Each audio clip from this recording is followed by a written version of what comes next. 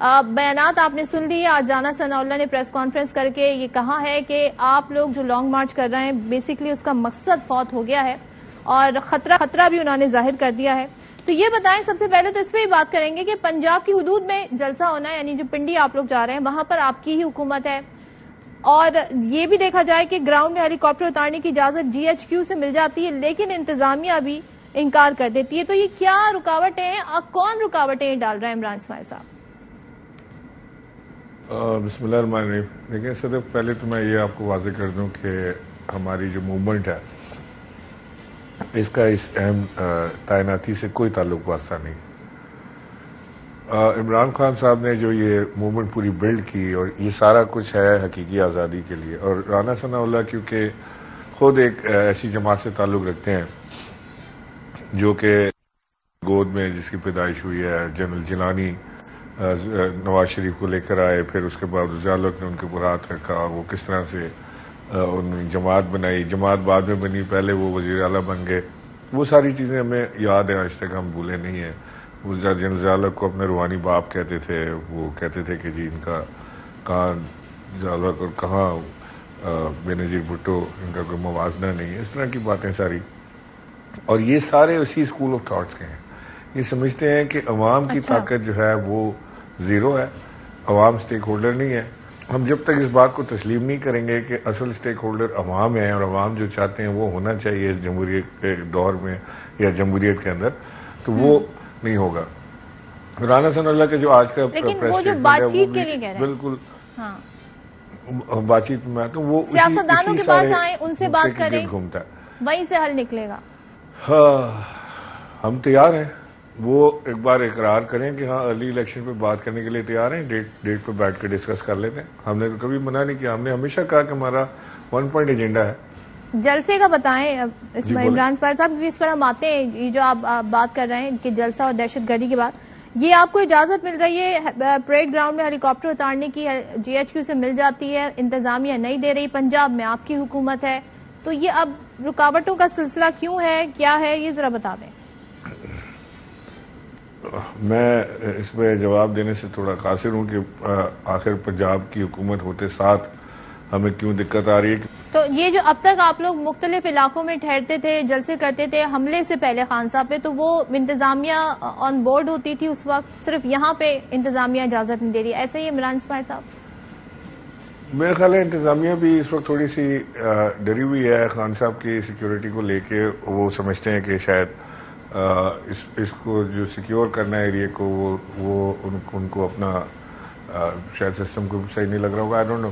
لیکن ہم نے پوری بھرپور کوشش کی ہے کہ خان صاحب کے جو ارد گرد کا ماحول ہے وہ پورا جو جلسہ گاہ ہے اس کو سیکیور کریں. ہم نے ان کو پلان دیا ہے, ان کے ساتھ بیٹھ کے ڈسکشنز کی ہیں, پلانز اپروو ہوئے ہیں, اور ایک بڑی زبردست قسم کی سیکیورٹی پلان اس کے اندر ترتیب دیا گیا. اور انشاءاللہ میرا یہ بلیو ہے کہ انشاءاللہ اللہ نے چاہا تو بڑی خیریت سے اور بڑا پرجوش ہی گزرے گا. عمران اسماعیل صاحب, رانا ثناء اللہ نے کہا کہ ایجنسیوں کی طرف سے ریڈ الرٹس آ گئے ہیں اور دہشت گردی کا اندیہ انہوں نے دیا آج کی پریس کانفرنس میں. تو آپ وزیر آباد واقعے کے بعد, حملے کے بعد کیسے اس بیان کو دیکھ رہے ہیں, ان کے کتنی تھریٹ لیول دیکھ رہے ہیں آپ؟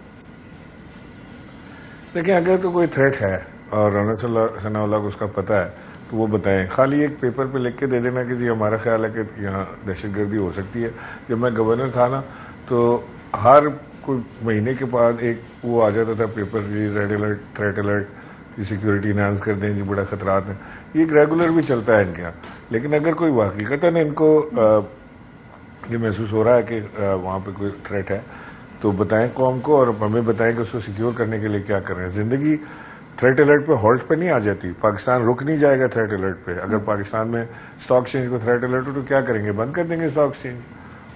وہ سیکیور کریں گے نا, اس کو ایریا کو سیکیور کریں گے, اس میں اپنا موو ایسا کریں گے کہ وہاں پہ اس کو سیکیور کیا جائے اور وہ تھریٹ الرٹ کو زیرو کریں. تو وہی کام یہاں پہ کریں. وہ اس میں ہمیں کیا بتا رہے ہیں کہ وہ جی ہم نے بس بتا دیا, اب ہم بری ذمہ ہو گئے, جی اب ہم نے ان سے کہا تھا کہ یہاں تھریٹ ہے, اب آپ جانے, آپ کا کام جانے. یہ تو حکومتوں کا کام نہیں ہوتا. اور عمران اسماعیل صاحب, وہ آپ کو ایک طریقے کی آفر کہہ لیں، حل بتا رہے ہیں، اس کو حل کریکٹ کیا ایک صحافی نے بتایا رانا ثناء اللہ کو کہ آپ جو یہ کہہ رہے ہیں کہ سیاست میں آ جائیں، سیاست دانوں کی طرف آ جائیں، بات چیت کر لیں، پارلیمنٹ میں آ جائیں، تو اس آفر پہ آپ لوگ کتنا تیار ہیں، کس حد تک اور کن شرائط پر تیار ہیں؟ دیکھیں تو آج ان کے منہ سے پہلی دفعہ یہ بات نکلی ہے. ہم نے تو ہمیشہ یہ کہا ہے کہ سیاسی معاملات سیاستدانوں کو بیٹھ کے حل کرنے چاہیے، اور ہمارا جو ارلی الیکشن کی ڈیمانڈ ہے اس کے اوپر بیٹھ کے بات کریں ہمارے ساتھ. اب پارلیمنٹ آئیں گے واپس؟ نہیں، ہمارا کوئی پروگرام نہیں ہے پارلیمنٹ میں جانے کا. پارلیمنٹ آئیں گے الیکشن کے بعد، جب الیکشن ہو جائیں گے اس کے بعد انشاءاللہ پارلیمنٹ آئیں گے اور پورے زور سے آئیں گے.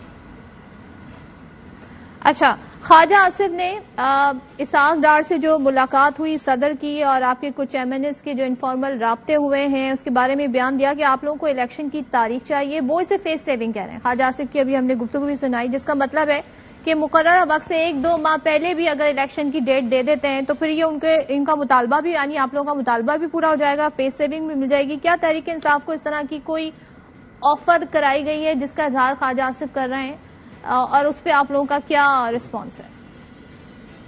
دیکھیں، پاکستان تحریک انصاف اس وقت ملک کی سب سے بڑی سیاسی جماعت ہے، چاہے پارلیمنٹ کے اندر یا پارلیمنٹ کے باہر. عوام میں سب سے زیادہ مقبول جماعت تحریک انصاف ہے. یہ ہمیں جھنجھنوں پہ نہیں چلا سکتے کہ 1 مہینہ پہلے ہم کر دیتے ہیں، 2 مہینہ پہلے ہم کر دیتے ہیں. یہ کیا سمجھ رہے ہیں ہم یہاں پہ یہ بے وقوفوں کا ٹولہ بیٹھا ہوا ہے اور یہ بڑے ہوشیار اور اسمارٹ قسم کے لوگ ہیں. میں آپ کو یہ لکھ کے دیتا ہوں کہ یہ ملک ان کی جو بیوقوفیاں ہیں اس کو چلا ہی نہیں سکتا، آگے یہ اکانومی نہیں چل سکتی. پاکستان تحریک انصاف کا فائدہ ہے کہ اگر الیکشن یہ ٹائم پہ کرائیں یا دیر سے کرائیں. ہاں، یہ تو ہر روز اور تباہی کی طرف لے جاتے جا رہے ہیں، لوگ ان سے تنگ پڑے ہوئے ہیں. ہمارا ووٹ بینک بڑھ رہا ہے. عمران خان کو فکر کیا ہے؟ عمران خان کیوں روڈ پہ اس وقت نکلے ہوئے ہیں کہ وہ ارلی الیکشن کرائیں؟ صرف ایک وجہ سے، اس کی وجہ یہ ہے کہ پاکستان دیوالیہ ہونے کے نزدیک ہے. میری بات آپ لکھ لیں، خدا نخواستہ یہ $7 ارب ہمارے پاس ریزرو رہ گئے ہیں. وہ $7 ارب بھی ہمارے اپنے نہیں ہیں، وہ بھی ادھار کے مانگے ہوئے صرف اپنے پاس رکھنے کے لیے ہیں. یہ کہاں سے ملک چلائیں گے؟ ہماری پاس اس وقت سکت نہیں ہے. 250 سے اوپر کا ڈالر چلا گیا جو اسحاق ڈار آئے تھے. In terms of early election کیا وہ تعطل معاشی جو بحران ہے اس کو کیسے دور کرے گا؟ اور ایک بیچ میں سجیشن یہ بھی آئی تھی کہ 6 ماہ کی عبوری سیٹ اپ آ جائے، تو کیا اگر ایسا سیٹ اپ بھی آتا ہے وہ بڑے فیصلے کر سکے گا، وہ معاشی بحران سے نمٹ سکے گا جب یہ لوگ نہیں کر پا رہے جن کے اسٹیک ہیں، جن کا ووٹ بینک ہے؟ یا آپ کی حکومت اس دوران الیکشن آ جاتا ہے اور معاشی صورتحال یہی رہتی ہے، تو ہم اس معاشی بحران سے کیسے نمٹ سکیں گے اور کیسے یہ دونوں چیزیں سائڈ بائی سائڈ چلیں گی؟ ویسے ایک بات تو طے ہے نا کہ یہ حکومت، موجودہ حکومت آپ کو صرف کھائی کی طرف لے جا رہی ہے، معاشی بحران کی طرف. ان سے بہتری کی امید نہیں ہے، یہ بات طے ہے، اس کو ایک طرف کر دیں. دوسری بات یہ کہ کوئی بھی انٹرم سیٹ اپ چاہے 3 مہینے کا ہو یا 6 مہینے کا ہو، وہ ملک کو اس معاشی بحران سے نہیں نکال سکتا. اس لیے کہ جب ایک انٹرم سیٹ اپ ہوتا ہے، غیر یقینی صورتحال ہوتی ہے، آنے والی گورنمنٹ ان ویٹنگ کوئی اور ہوتی ہے، اس انٹرم سیٹ اپ کے اوپر دنیا کے کوئی ادارے یقین نہیں کرتے. IMF، ورلڈ بینک، کوئی بھی جو ادارے ہیں، مانیٹری ادارے ہیں، وہ یقین نہیں کرتے اور وہ آپ کی مانیٹری پالیسی کو آگے نہیں بڑھاتے، کیونکہ ان کو یقین نہیں ہوتا کہ آنے والی حکومت یہ پالیسی کو ٹو کرے گی کہ نہیں کرے گی. تو لہٰذا وہ بھی نہیں ہو سکتا تھا. یہ سارے فارمولے بیکار ہیں. 3 مہینے کی حکومت لگا دیں، 6 مہینے کی ٹیکنوکریٹس کی حکومت لیں تو وہ سنبھال لیں گے. یہ کبھی بھی نہیں سنبھال سکتے. یہ بار بار پاکستان میں یہ پہلا تجربہ نہیں ہوگا، یہ پاکستان میں کئی بار اس طرح کے تجربے ہوتے رہے اور یہ فیل ہوتے رہے. صرف ایک مضبوط جمہوری حکومت، حقیقی نمائندہ حکومت عوام کی، وہ سنبھال سکتی ہے ملک کو، اور کوئی نہیں. تو یہ جو معاملات ہیں ابھی ظاہر ہے یہ انہوں نے جو آ کر بیچ میں آپ کی حکومت کے دوران عدم اعتماد لائے، پھر حکومت لی، تو اب اس میں ان کے سٹیکس کافی ہائی ہیں اس حکومت کی. اگر ہم بات کریں تو اس طرح کا کوئی فیصلہ نہیں کریں گے کہ کسی بھی صورت میں یہ ایسے موڈ میں الیکشن میں جائیں جب ان کی پرفارمنس کے اوپر سوال اٹھ رہے ہیں، ان کی معاشی پرفارمنس پہ سوال اٹھ رہے ہیں. تو ایسے میں آپ ارلی الیکشن کا دباؤ کیسے ڈال سکیں گے؟ یہ اس سے ایک جڑا سوال ہے. عمران اسماعیل صاحب، اس پہ کیا کہیے گا؟ ہم تو عوام کی طاقت پہ اللہ کی مدد کے ساتھ ہم آ رہے ہیں، اور انشاءاللہ یہ آپ دیکھیے گا کہ ڈیٹ ارلی الیکشن کی ہم لے کر جائیں گے. اور یہ ارلی الیکشن ہی بچت کا راستہ ہے صرف، اس کے علاوہ یہاں بچت نہیں ہے. آپ جتنا گھما پھرا لینا ادھر سے یہ کر لیں وہ کر لیں، یہ پاکستان کی اکانومی کی بچت ہے، اس کے علاوہ نہیں ہے کہ ارلی الیکشن ہو جائیں اور ایک مضبوط حکومت آ کے بیٹھے. یہ تو حکومت ٹوٹی پھوٹی ہے، آج گئی اور کل گئی، صبح گیا اور شام گیا. وہ کہتے ہیں جی کا جانا ٹھہر گیا ہے، صبح گیا کہ شام گیا، بس اتنی دیر ہے ان کی.